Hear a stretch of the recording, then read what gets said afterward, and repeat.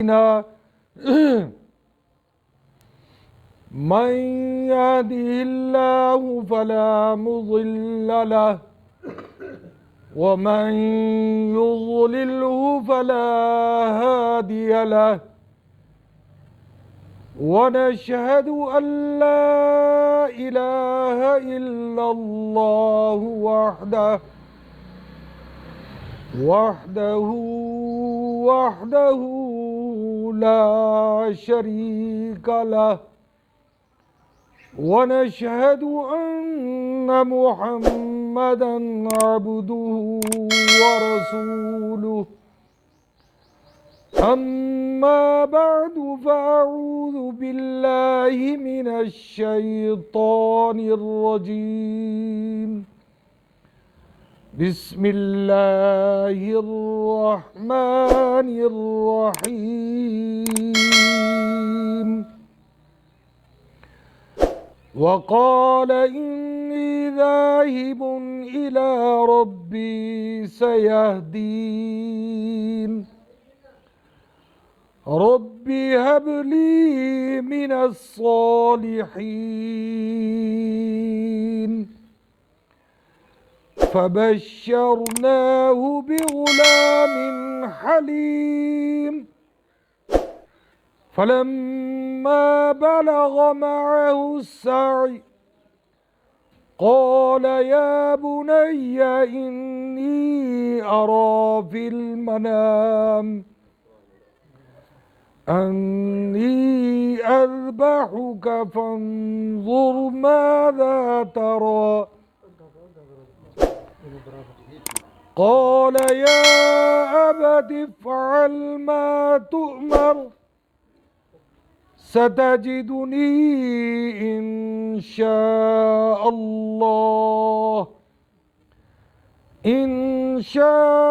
الله من الصابرين فلما أسلما وتله للجبين وناديناه أن يا إبراهيم قد صدقت الرؤيا إنا كذلك نجزي المحسنين إن هذا لهو البلاء المبين وفديناه بذبح عظيم وتركنا عليه في الآخرين سلام على إبراهيم صدق الله العلي العظيم وصدق رسوله النبي الكريم ونحن على ذلك لمن الشاهدين والشاكرين والحمد لله رب العالمين। तमाम दोस्त मिलकर दुरूद शरीफ पढ़ें। अल्लाहुम्मा सल्लि अला मुहम्मद व अला आलि मुहम्मद कमा सल्लैत अला इब्राहीम व अला आलि इब्राहीम इन्नका हमीदुम मजीद। अल्लाहुम्मा बारिक अला मुहम्मद व अला आलि मुहम्मद कमा बारकत अला इब्राहीम व अला आलि इब्राहीम इन्नका हमीदुम मजीद। मोहतरम सामीन, 23वां पारा सूरह अस्साफ़ात की चंद आयात करीमा आपके सामने तिलावत की है। अल्लाह तबारक व तआला से दुआ है कि अल्लाह रब्बुल इज़्ज़त आपको मुझे ان آیات کریمہ کو سمجھنے اور اس پر عمل کرنے کی توفیق عطا فرمائے۔ مختصر سا ٹائم ہے اور آج 10 ذی الحج ہے، اور اس 10 ذی الحج کو ایک اہم عبادت کی جاتی ہے، اور یہ ایک ایسی عبادت ہے جو سارا سال کسی دن بھی نہیں ہوتی سوائے اس دن کے۔ اور اسی طرح 9 ذی الحج کو، یعنی جو گزشتہ کل تھا، اس میں بھی ایک ایسی عبادت کی جاتی ہے جو پورا سال کبھی بھی نہیں ہوتی، صرف اور صرف ایک مخصوص دن ہے 9 ذی الحج، اس میں وہ ادا کی جاتی ہے۔ 9 ذی الحج کو وقوف عرفات ہوتا ہے، اور جسے ہم حج کہتے ہیں، یہ ایک مخصوص دن ہے اور مخصوص جگہ ہے جہاں پہ یہ عبادت کی جاتی ہے۔ اور 10 ذی الحج کو قربانی کی جاتی ہے۔ بظاہر تو ہم جانوروں کی قربانی کرتے ہیں، لیکن یہ حضرت ابراہیم علیہ السلام کی سنت ہے۔ حضرت ابراہیم علیہ السلام نے اپنے بیٹے حضرت اسماعیل علیہ السلام کی قربانی دی۔ واقعہ کچھ یوں ہے کہ حضرت ابراہیم علیہ السلام کو اللہ رب العزت نے خواب میں یہ حکم دیا کہ قربانی کرو۔ حضرت ابراہیم علیہ السلام کی آنکھ کھلی۔ یہ 7 ذی الحج کا واقعہ ہے۔ 7 ذی الحج کو حضرت ابراہیم علیہ السلام کو خواب آیا۔ حضرت ابراہیم علیہ السلام صبح اٹھے، 100 اونٹ قربان کر دیے۔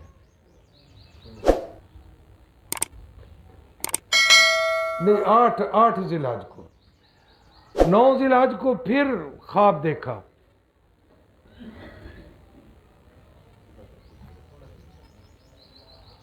حضرت ابراہیم علیہ السلام خواب میں دیکھتے ہیں کہ میں قربانی کر رہا ہوں۔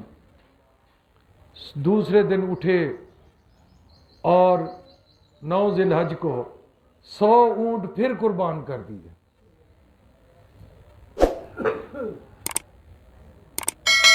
10ویں ذی الحج کی رات کو اللہ رب العزت نے پھر ایک اور انداز میں خواب دکھایا، اور وہ خواب اس طرح تھا کہ حضرت ابراہیم علیہ السلام دیکھ رہے ہیں خواب کے اندر کہ میں اپنے بیٹے اسماعیل کو ذبح کر رہا ہوں اپنے ہاتھ سے۔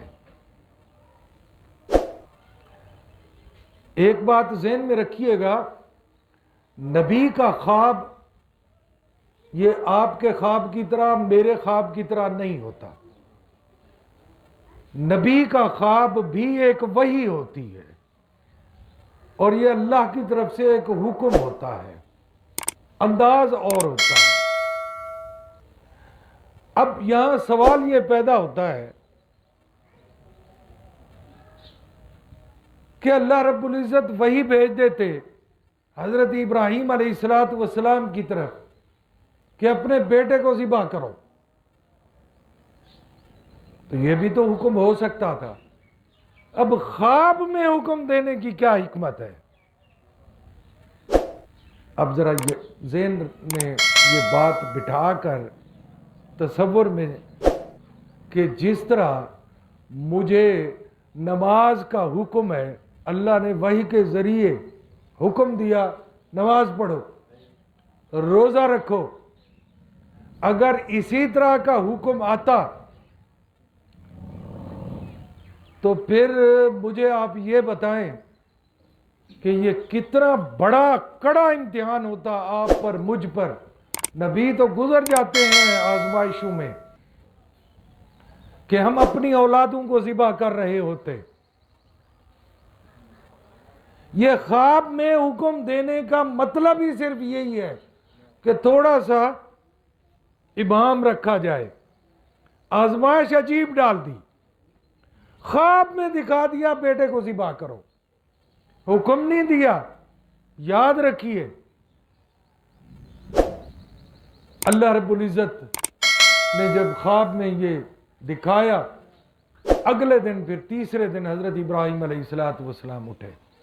اب میں کئی دفعہ آپ سے پہلے بھی عرض کر چکا ہوں، یہ اولاد ایک ایسی چیز ہے کہ اللہ کی رحمت بھی ہے اور یہ زحمت بھی ہے، یہ اللہ کی نعمت بھی ہے اور یہ مصیبت بھی ہے۔ اب آپ کہیں گے حافظ صاحب آپ عجیب آدمی ہیں، یہ اولاد تو رحمت ہے اللہ کی، یہ نعمت ہے۔ دوستو بعض لوگ ایسے ہوں گے آپ میں سے میرے سمیت کہ اس اولاد کی وجہ سے جنت میں جا رہے ہوں گے، اور کچھ لوگ ایسے ہوں گے، بلکہ اکثریت ہی ایسے ہوں گے جو اس اولاد کی وجہ سے جہنم میں جائیں گے۔ تو پھر وہ رحمت ہو گئی، مصیبت بن گئی نا۔ یہ اولاد فتنہ ہے، لیکن اللہ نے اس کی محبت بڑی دل میں ڈال دی ہے۔ حضرت ابراہیم علیہ السلام 85 سال تک کوئی بچہ نہیں ہوا۔ ایک شادی کی حضرت سارہ، حضرت ابراہیم علیہ السلام کی جو بڑی بیوی تھی ان کا نام تھا حضرت سارہ۔ وہ پھر ان میں سے اولاد نہیں ہوئی۔ 85 سال کی جب حضرت ابراہیم کی عمر ہوئی، 85 سال، حضرت سارہ نے سوچا کہ مجھ سے تو اللہ نے اولاد نہیں دی، اسا ہوں آ تو پیراں کو بھجوں اور تویز گنن و پیر سیاں میرا تو پتر نہیں جمدا پیا تو تکھے تھی وہ میں کوئی جویں پیر کھیسے گتی بیٹھا ہوگے۔ وہ اللہ کے نبیوں کو اللہ نے اولاد نہیں دی۔ یہ کارخانہ کس کے پاس ہے؟ وہ جس کو چاہتا ہے بیٹے عطا کر دیتا ہے، جس کو چاہتا ہے بیٹیاں دے دیتا ہے، جس کو چاہتا ہے دو دیتا ہے۔ ابھی پچھلے مہینے کوٹدو میں ایک عورت کے ہاں 4 بیٹیاں اللہ نے اکٹھی عطا کر دی۔ یہ اس کی مرضی ہے، نہ دے تو پھر بانجھ بنا دیتا ہے، نہیں دیتا کر لو جو کچھ کرنا ہے۔ کسی کے پاس ہے طاقت کہ اولاد دے دے کسی کو؟ دوست یہ جو واقعات قرآن مجید کے اندر ہیں اس کے اندر سبق ہے۔ یہ قربانی، یہ حج بظاہر کوئی چیزیں نہیں ہیں، اس میں ڈھونڈیں سبق کیا ملا ہمیں۔ یار 364 دن اور بھی تو ہیں، آج کیوں آئے ہو عیدگاہ کے اندر؟ آج کیوں قربانیاں کرو گے؟ سارا سال کیوں نہیں کرتے؟ کل حج گزرا ہے نا، لوگوں نے تو حج پڑھا ہے نا، 25 لاکھ لوگوں نے، وہ پہلے کیوں نہیں پڑھا؟ اس کا مطلب ہے دنوں میں کچھ نہیں رکھا۔ یہ قربانی کا فلسفہ کیا ہے؟ یہ حج کا فلسفہ کیا ہے؟ ذرا سمجھیں۔ فلسفہ صرف یہی ہے کہ جس کام کا میں حکم دوں گا وہ عبادت ہے، اور جس کام سے میں روک دوں گا وہ کوئی عبادت نہیں۔ میدان عرفات ہے نا جی، 9 ذی الحج کو جو شخص وہاں پہ نہیں پہنچے گا اس کا حج قبول نہیں ہوگا۔ کل آپ نے ٹیلی ویژن پہ بھی دیکھا ہوگا خطبہ حج، میں تو بڑا باقاعدگی سے دیکھتا ہوں، تو مخلوق لبیک اللہم لبیک لبیک لا شریک لک لبیک، یہ ترانہ چل رہا تھا۔ لوگ بلند آواز سے اپنی حاضری لگوا رہے تھے. یہ صرف 9 ذی الحج کو ہے. اللہ کا حکم یہی ہے. 9 کے بعد آج وہاں پہ لوگ چلے جائیں، سارا سال جاتے رہیں، کسی کی حاضری وہاں قبول نہیں ہوگی، کسی کی حاضری نہیں لگے گی. کیوں؟ میدان عرفات تو وہی ہے، جگہ وہی ہے، مقام وہی ہے، بندے وہی ہیں، پھر حاضری کیوں نہیں؟ رب کا حکم نہیں ہے. تو بار کہ میں عرض کر رہا تھا، حضرت ابراہیم علیہ السلام کو 85 سال تک بیٹا کوئی نہیں، اولاد کوئی نہیں. حضرت سارہ جو ان کی بیوی تھی، ان کو فرعون نے ایک تحفے میں دی تھی اپنی بیٹی بطور نوکرانی. تو حضرت سارہ نے حضرت ابراہیم علیہ السلام سے کہا کہ آپ اس سے نکاح کر لیں، ممکن ہے اللہ رب العزت اس سے آپ کو کوئی اولاد دے دے. 85 سال کی عمر ہے. اب ذہن میں رکھیے گا بات کو. حضرت ہاجرہ سے حضرت ابراہیم نے نکاح کر لیا. خدا کی قدرت کہ جس وقت نکاح ہوا، یہ سورۃ صافات قرآن مجید میرے سامنے ہے، اسی وقت اللہ رب العزت نے دونوں بیٹوں کی بشارت دے دی. پہلی بیوی سے بھی اللہ نے بیٹا عطا کر دیا، حضرت اسحاق علیہ السلام. دوسری بیوی سے بھی حضرت اسماعیل علیہ السلام بیٹا عطا کر دیا اللہ رب العزت نے. اور حضرت اسحاق، یہ حضرت ابراہیم علیہ السلام، ان کو جد الانبیاء کہتے ہیں، یعنی نبیوں کا باپ. 50,000 نبی یعنی آدھے نبی حضرت ابراہیم کی اولاد میں سے ہیں، اور ان میں سے سارے کے سارے حضرت اسحاق کی اولاد میں سے ہیں. حضرت اسماعیل علیہ السلام کی اولاد میں سے صرف حضور پر نور صلی اللہ علیہ وسلم، آپ کے میرے محبوب، آپ کے میرے نبی، اللہ رب العزت نے عطا کیے. پار کر مختصراً، ٹائم تو بالکل قریب ہے، آج چندے کے لیے آپ چلے جائیں. بھائی یہ آج جو چندہ ہو رہا ہے یہ مسجد کا چندہ ہے، اور آپ کو پتہ ہی ہے بھائی، بعد میں ادھر ہی کھڑے ہونا، بعد میں ادھر گیٹ پہ کھڑے ہو جانا. مسجد الحمدللہ تیار ہو چکی ہے، یہ اللہ کا کرم اور آپ دوستوں کی مہربانی سے. ظاہر ہے یہ ایک بندے کا کام نہیں ہے. تو اب تک 24 لاکھ روپیہ تقریباً اس پر لگ چکا ہے. کوئی دوست حساب چیک کرنا چاہے بھئی پیسے کہاں سے آئے، کس طرح خرچ ہوئے، ہم ہر وقت حاضر ہیں. آپ ہم سے یہ مطالبہ بھی کر سکتے ہیں، چیک بھی کر سکتے ہیں، ہمیں کوئی ذاتی لالچ نہیں ہے. تو اب جو ہے معاملہ صرف رہ گیا، 3 کام رہ گئے مختصر سے. اور ویسے ہمارے علاقے کے اندر ایسی اسامیاں ہیں جو ایک بندہ کھڑا ہو کر کہہ دے کہ میاں ایک کام میرے ذمہ، دوسرا کھڑا ہو جائے یار یہ ایک کام میرے ذمہ. مختصر سی بات ہے کہ میں اپنی ذات کے لیے نہیں مانگ رہا. 3 کام رہ گئے ہیں، ایک وائرنگ کرانی ہے بجلی کی، اور ایک چھت کی سیلنگ کرانی ہے، 2 کام. اور تیسرا کام جو ہے وہ باہر کے مسجد کی ٹائلیں لگوانی ہیں دیواروں پہ. یہ موٹے موٹے کام ہیں. اور کل خرچ اس کا جو اسٹیمیٹ ہم نے لگایا ہے وہ 6 لاکھ روپیہ ابھی خرچہ ہے بقایا. تو یہ آپ سے گزارش ہے ذرا دل کھول کر یہ مدد کریں، بلکہ میں مدد تو نہیں کہوں گا، اللہ کو قرضہ دیں. یہ اس کا منافع سمیت انشاءاللہ اللہ رب العزت لوٹائے گا. بار کہ میں اپنے موضوع کی طرف آتا ہوں. یہ مسجد کا چندہ ہے جی، اور دوسری ٹولی ایک کھڑی ہو جائے. وہ 3-4 یہ عید نمازوں پر ہم نے کوئی عیدگاہ کے لیے چندہ نہیں کیا کیونکہ ہمیں ضرورت ہی نہیں تھی.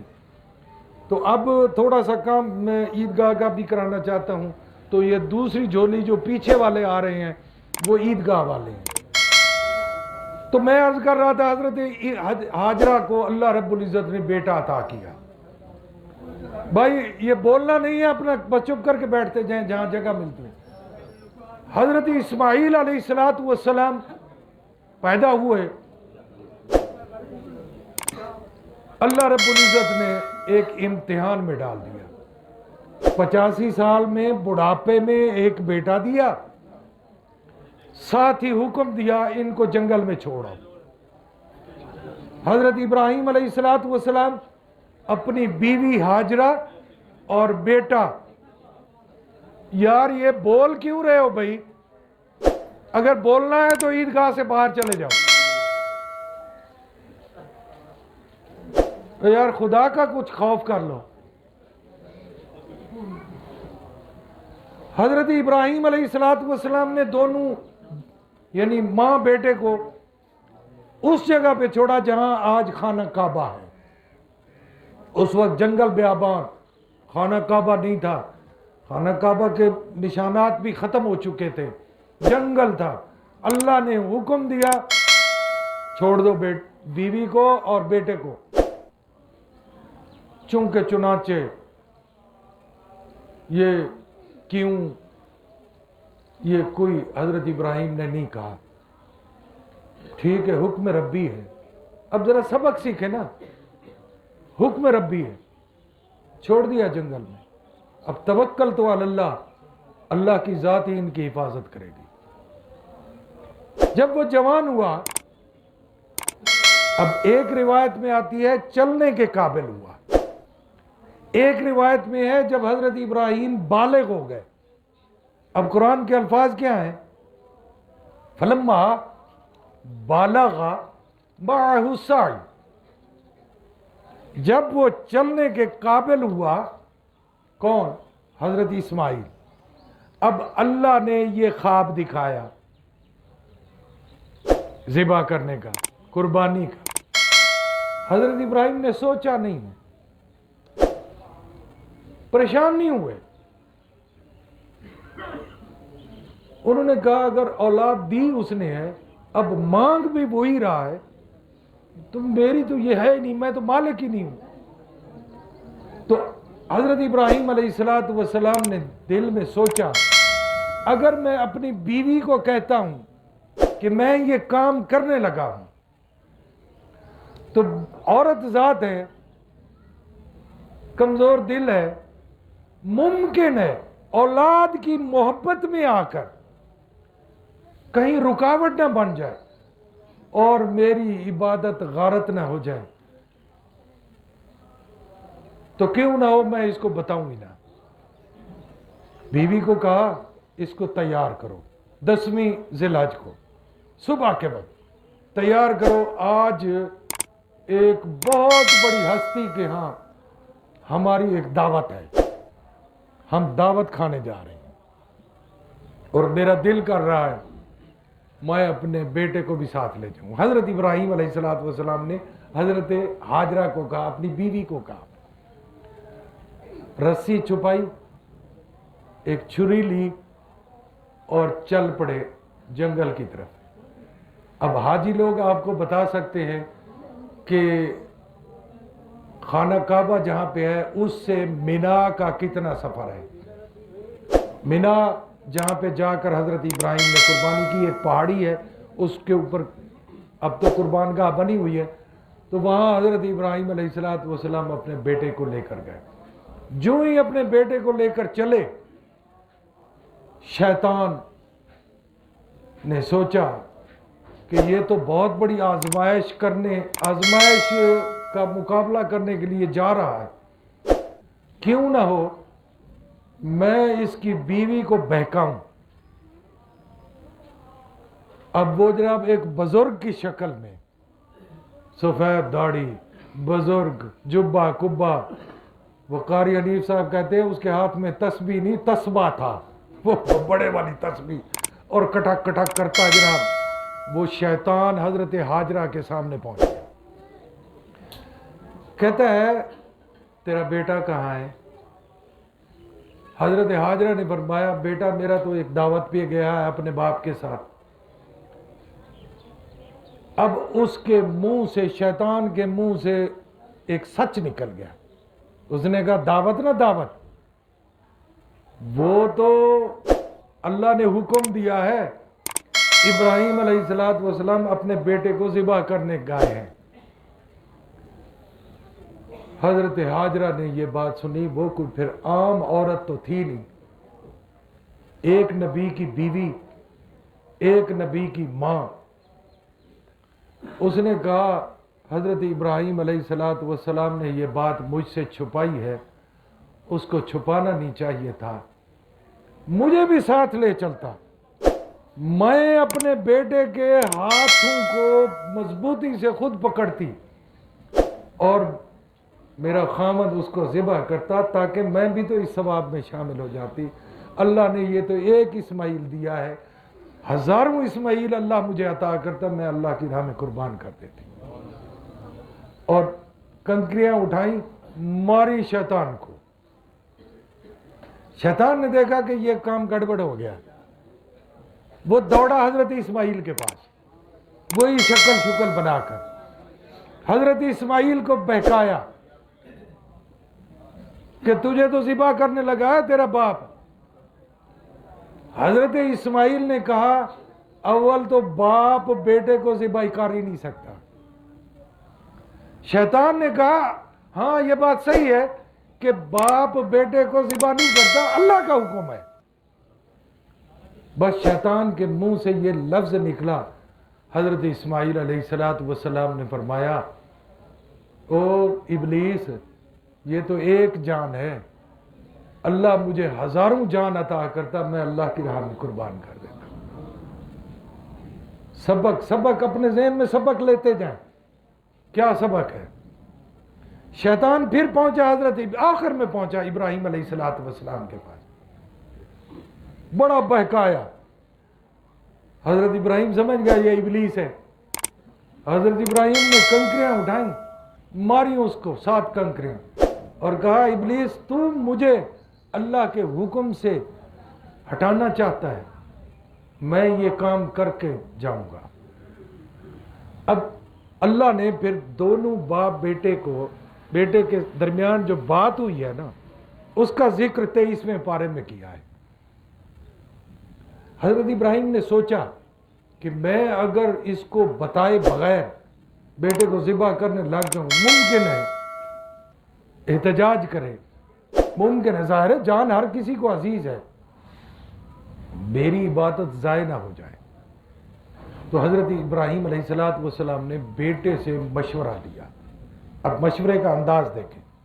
یا بنیا انی ارا فی المنام انی اذبحک،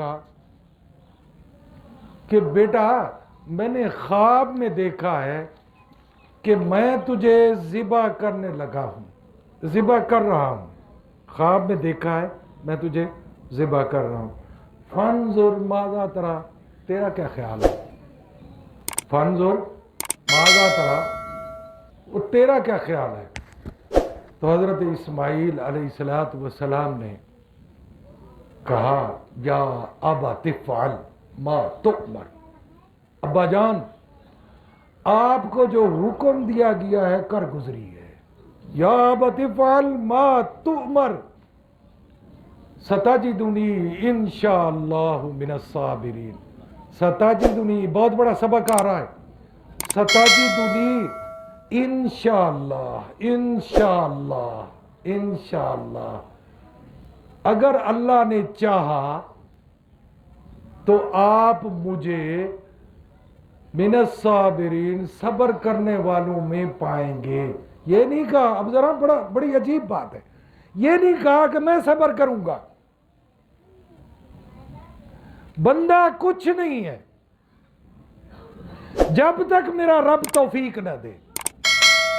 کوئی شخص کچھ بھی نہیں کر سکتا جب تک اللہ کی مرضی شامل حال نہ ہو. دیکھیں نبی نے یہ نہیں کہا کہ ابا جان کر گزریے جو آپ کو حکم ہے، میں صبر کروں گا. نہیں, انشاءاللہ انشاءاللہ اگر اللہ نے چاہا تو میں صبر کروں گا. میں صبر کرنے والوں میں آپ مجھے پائیں گے. یہ نہیں کہا میں صبر کروں گا, مجھے اس کا مطلب ہے صبر کرنے والے اور بھی بہت ہیں, صبر کرنے والے اور بھی بہت ہیں. اب منظر کشی کی اللہ نے, قربانی کس طرح ہوئی. فلما اسلم, یہ مفتی محمد شفیع صاحب رحمۃ اللہ علیہ کی تفسیر لکھی ہوئی معارف القرآن میرے ہاتھ میں ہے. فلما اسلم, دونوں باپ بیٹا. اب اس کا لفظی ترجمہ کیا ہے سر تسلیم خم کیا, جھک گئے. فلما اسلم, کس کے آگے جھک گئے؟ اللہ کے آگے, اللہ کے حکم کے آگے. لیکن ان کے بیٹا مفتی تقی عثمانی صاحب آج بھی زندہ ہیں, کراچی کے رہنے والے ہیں, انہوں نے عجیب ترجمہ کیا ہے. ان کی کتاب بھی میرے سامنے ہے. وہ کہتے ہیں فلما اسلم, دونوں باپ بیٹے مسلمان ہوئے. یار دونوں نبی کیا پہلے دونوں مسلمان نہیں تھے؟ وہ سمجھانا ہمیں یہ چاہتے ہیں کہ مسلمان کہتے اس شخص کو ہے جس کی اپنی مرضی کوئی نہیں, اس کی اپنی کوئی مرضی نہیں.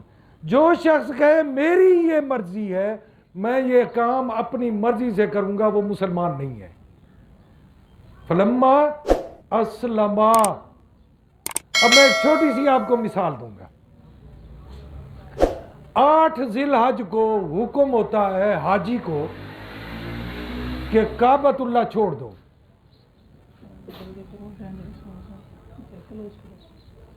کیا ٹھیک ہے؟ اچھا, 8 ذی الحج کو حاجی کو حکم ہوتا ہے کہ کعبہ چھوڑ دے. اب کعبہ میں نماز پڑھنے کا ثواب 1,00,000 نماز کے برابر ہے. کعبہ چھوڑ دو. اب حاجی اگر سوچے یار وقوف عرفات یعنی 9 ذی الحج کو تو میں نے جانا ہے میدان عرفات میں اتنی جلدی کیوں چھوڑوں کعبۃ اللہ. اب اللہ کا حکم ہے چھوڑ دے کعبہ, 1,00,000 نمازوں کا ثواب یہاں چھوڑ دے, تو وہاں جائے گا میں وہاں عطا کروں گا. لیکن حاجی اگر لے تو لال سے کام کرے, حج بھی گیا سب کچھ گیا. کیوں؟ اس نے اپنی مرضی کی. فلما اسلم وتلہ للجبین, تو اللہ رب العزت نے اللہ رب العزت کے حکم کو سامنے رکھتے ہوئے دونوں باپ بیٹے نے اپنی پیشانی اللہ کے آگے جھکا دی. اور پھر یہ واقعہ بڑا لمبا ہے, موسم خراب ہو چکا ہے, تو میں اس بات کو یہیں پہ کلوز کرتے ہوئے میں نماز کا طریقہ آپ کو بتا دیتا ہوں.